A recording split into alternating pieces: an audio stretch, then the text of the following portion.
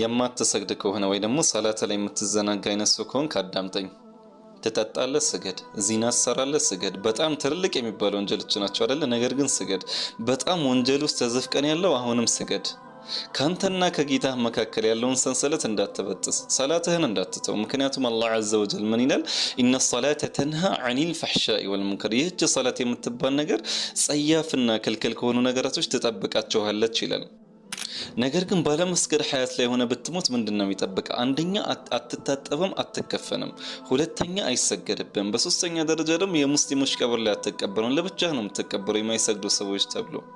በአራተኛ ደረጃ ደግሞ ነገ የውመል ቂያማ ቀን ስትቀሰቀስ ከነ ቃሩን ከነ ፊርዓውን ጋር ነው የምትቀሰቀሰው።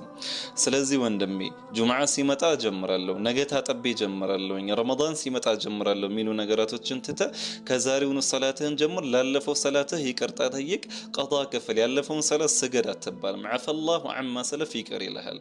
ስለዚህ ወንድሜ ሰላት ላይ